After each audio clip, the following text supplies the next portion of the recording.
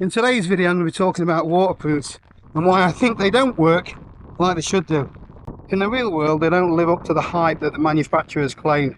We can discuss how waterproofs are supposed to work, the reasons why they don't do their job properly, as well as some things that you can do to try and keep them working at their best. I suppose it's as good a day as any to talk about waterproofs, isn't it? It's absolutely lashed it down all day. The roads are like rivers and the paths are like streams. But obviously I'm going to stay bone dry because I'm wearing my waterproofs. This coat isn't technically a waterproof, but there's a lot of people that swear by these and use them all year round, including the mountain rescue teams. Over the years I've used a number of different types of waterproofs, from the membrane style stuff, Gore-Tex and fabrics like that, to these directional kind of clothing which is Paramo or Buffalo Systems, those kind of things. And the first few times that you wear them you think they're amazing. How the water just beads off the top of them. All these lovely little globules of water. But then a couple of months down the line, you find that they don't tend to work like they used to. And I found that it doesn't really matter what brand you use or how much you spend on your coat. At some point, a jacket will wet out. And that usually means at some point you are going to get a little bit wet.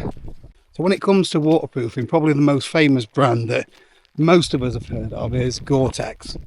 Gore-Tex was originally developed by accident. Robert Gore was doing experiments with Teflon fabric, stretching it out, and he came up with this fabric that was both waterproof and breathable. And this magical material had little pores in it which were too small for water to pass through, but just big enough for your water vapour from your sweat to get through, which in theory was the perfect material for waterproof clothing. So obviously Gore got the patent for this magical fabric. And by the late 70s, Gore-Tex was on the outdoor scene.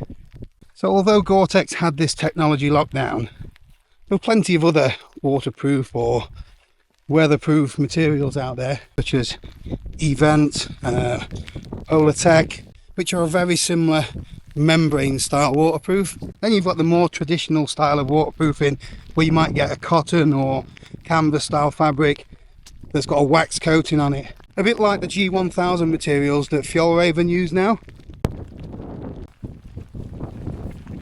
Then you've got the directional clothing like this Paramo jacket or the Gore-Tex and pile stuff that you get, such as Buffalo Systems and some of the Rab gear as well. All of these materials need some sort of water repellent surface on the outside just to make the water bead away. Waterproofs like Fjallraven use Greenland wax, or you can use a beeswax, which is a more natural water repellent. Gore-Tex and other jackets like this have some sort of DWR, which is durable water repellency. So you might have noticed that waterproofs for many moons used to be more water resistant, more waterproof. Your jackets, the water would literally just bead off and tend to stay like that for a long time. The DWR coating is made by polychlorinated chemicals, or PFCs for short, which are brilliant for keeping your jacket waterproof, but they're not so good for the environment. PFCs are often known now as forever chemicals. They're like a little tiny plastic compound which is so minute that it can be absorbed into pretty much anything. They last forever, so they're always there in the environment now. The animals are feeding on these little plastics. Our skin could be absorbing these little bits of plastic. The water that we paddle in or drink got these little tiny plastics inside it. And something had to change. Look at that. Getting drenched.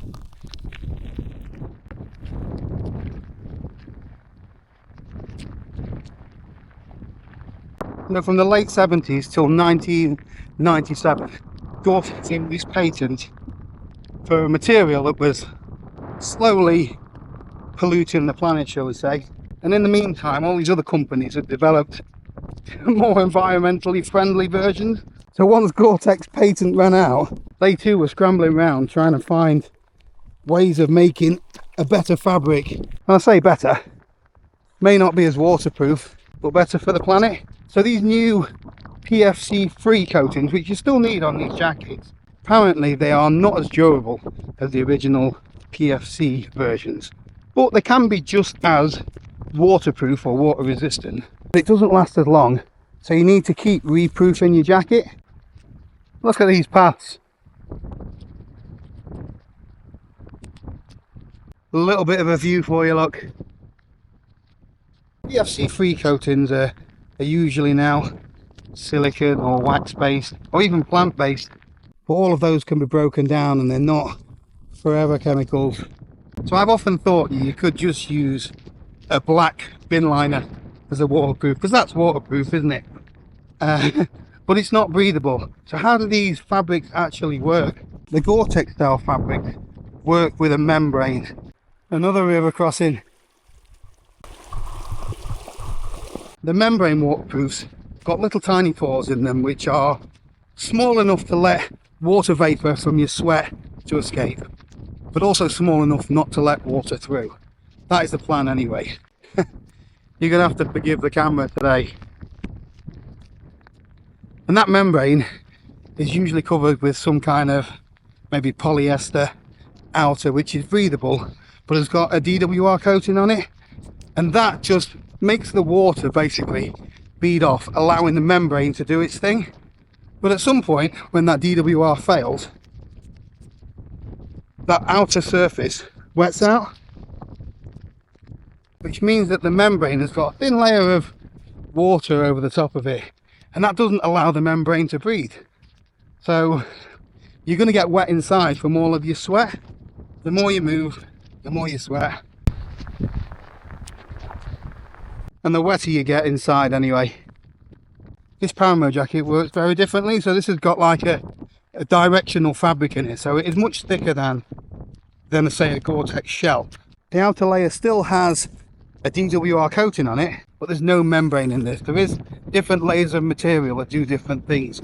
Sort of like pumps the water away from your skin, and it creates a little barrier of warm air, which keeps you warm and in theory keeps you dry as well, because the water is constantly pumping away. So inside a membrane jacket, it's like a little sauna inside. The vapor gets trapped there, whereas this jacket will turn the vapor into moisture, but it's easier to wick away moisture than it is vapor. But I'm not saying that that's any better, because I'm starting to feel a little bit wet inside now, but I'm warm. So that's the difference really. So when your Gore-Tex style or membrane jacket wets out and you get wet inside, you tend to feel colder, whereas Paramo is you're wet and warm, whereas Gore-Tex, you're wet and cold. That's how I feel anyway. It depends on how you run as a person. I tend to be a hot and sweaty kind of guy, but if you're the sort of person who runs cold all of the time, you need to kind of find a waterproof or say waterproof, or shall we say weather resistant system that works for you. Your Raven stuff works pretty much the same. It's more of a cotton slash polyester jacket that's got a wax coating on it, but eventually that will wet out too. It's just something you're gonna have to get used to. One of the first places they go is the zips. Although they do have waterproof zips, a lot of these jackets, if you've got rain coming at them all day, it's going to leak through eventually. Probably the most waterproof jacket that I've got is made by Keeler, but it's big. It's got lots of layers to it. Got storm flaps on it over the zips to keep the water out. It's a great bit of kit, but it's just a bit too bulky and cumbersome for hiking in. For me, it's more of a winter dog walking coat. Brilliant for that. You could go old school. These are leather. To keep them waterproof, I do have to wax them as well, but eventually, if I'm trudging through that stuff, my feet are going to get wet. I've got a Buffalo mountain shirt, which is a Gore-Tex coated jacket with I think it's a polyester pile lining in it, and that works very similar as it wicks the moisture away. I've seen a video on YouTube where a man tests this by throwing himself into a pond or lake, and then he just carries on walking, and within 15 minutes, half an hour, I can't remember exactly, he's dry inside. But when he's in that water and once he's just got out, he is wet. For that sort of system to work, you've got to keep moving. It's too warm for me all year round. And if you're wet and having to stand around camp in the wet coat, you do get cold. So it's important to, once you've got pitched up or get to where you're going, is to get out of whatever wet clothing you're wearing. Make sure you're dry, out of the wind, and then maybe next day you've got to put on your wet waterproofs again and keep moving. I found that even though your waterproofs are wet, once you're moving, you stay warm. It's when you stop that you get cold. I must admit, I don't believe the claims for waterproofing now from any of these top brands.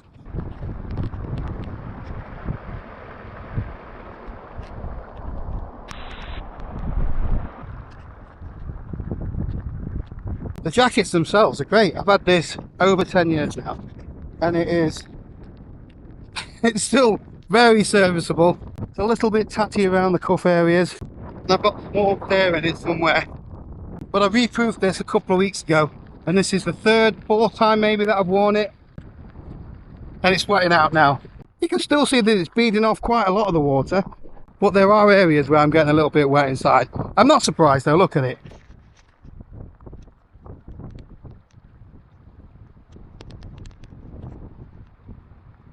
Temperature's around 10 or 11 degrees, and I'm really warm in this jacket.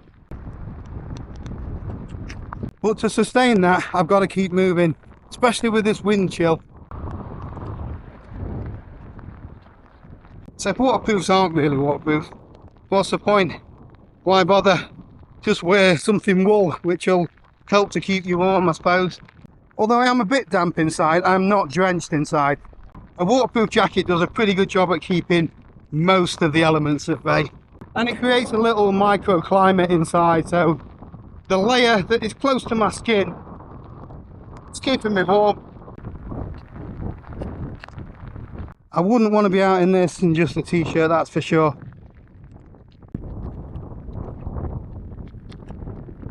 I forgot to mention my British Army military Gore-Tex jacket. Now, I've never had a drop of water get through there.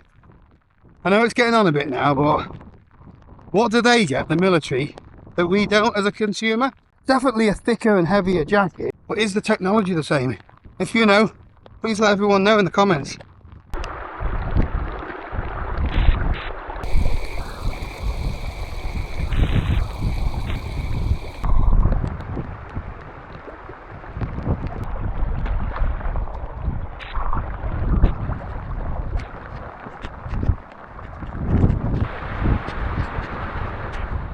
That's a path down there. I think we'll pass on that one today. So there are other things that can stop your waterproof working as well as it should. If it's dirty, then some of those little pores and the membrane can clog up, so that can just be from your sweat even, as well as just dirt from being out and about. So it's a good idea to keep on top of cleaning your waterproof regularly and reproofing it. Even if you haven't worn your jacket for a while, it's worth giving it a reproofing if it's just been stood in the wardrobe for 6 months. You can also revitalize the DWR coating just by putting it on a low heat in the tumble dryer for a little while. Before you go out, just test your jacket under the shower, a little bit of the material for a while, just to see how well the material is performing. If it wets out straight away, reproof it. When I get back to the car, I'm going to take the jacket off and actually see what's wet and what's not, because I've just looked under my sleeve and I thought this had wetted out, but my watch strap's actually dry. That's the thing about waterproof sometimes. You think that you're wet, or you are wet, just from your vapour from your body. These trousers are quite old and I've never actually reproofed them. But my legs feel dry. Probably got some old school DWR on it. Your jacket can also fail if you're wearing a backpack, so where the straps actually push onto the material, you can get water ingress there. It's not usually a lot, but you will get sometimes strips of dampness on your t-shirt there. I'd be really interested to know what success or failure you've had with waterproof. So I've tried loads of different brands, from mountain equipment to several wrap jackets, Keeler, Paramo, Montaigne, Outdoor Research, as well as different materials from eVent to Gore-Tex Pro to Paramo, and at some point I've got a little bit wet with all of them. Admittedly, a lot of those times it's because they're not as breathable as they say they are. Well, not for me anyway, that's my experience. I am a sweaty beast, and I just have to accept the fact that I'm going to get wet inside a waterproof jacket. You might run a lot colder than me and find that some materials work perfectly fine for you, but I'd be interested to know what they are. What's your thoughts when it comes to the DWR coatings, and more specifically PFCs? So I've had conversations with some brands before, and they've said that there's a fine line between getting something that is really waterproof yet environmentally friendly.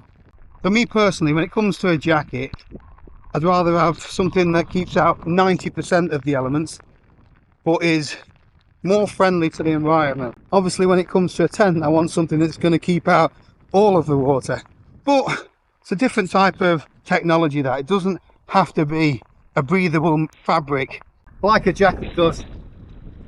I have got a couple of ponchos which are made from basically tent material, but they're not breathable, and they're not necessarily practical for windy conditions or when you're doing scrambles and stuff like that. Thinking I should have brought a kayak. Soon be at the car, we can have a big reveal, see what's wet and what's not.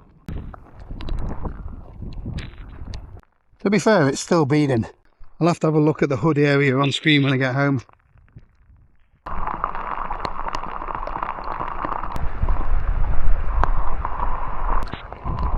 Nice to be out of the rain for a minute. Just get my phone out of my pocket. To be fair, that is pretty much dry, which I'll take.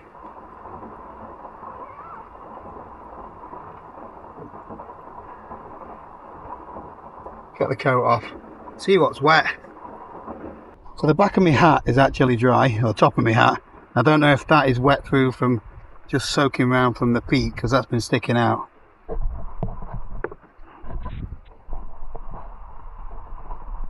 There's a little bit of moisture around here, which is where the zip is, but that's been where I've been getting in and out of my pocket, but all that is dry. Have a look inside the hood. Feels a little bit damp around the top there. Again around that pocket. Even around the zip areas, it's been pretty dry. Top bit, a bit of water around there. Little bit of wet there on my t-shirt where my pockets were. But other than that, yeah, not too bad at all. Should have given the jacket more credit when it looked like it was wet out. You know, I did say at the beginning that waterproof jackets are junk, but they sell this dream of a great jacket that's going to just keep you dry. They don't sell the dream of having to reproof your jacket every couple of months, or you know, having to spend money on nick wax or whatever it is that you need to put on it. Most people just want to buy a jacket when it's raining, put it on and stay dry. Have a look at the trousers. Yeah, my legs are pretty dry. There's a little bit of water got in there, look. Like I said, I've never proofed those. But overall, it is much better having a waterproof than not having a waterproof. Staying 90% dry is better than being 100% wet. Anyway, that's it for this one. Thanks for watching. Stay dry and I'll see you next time.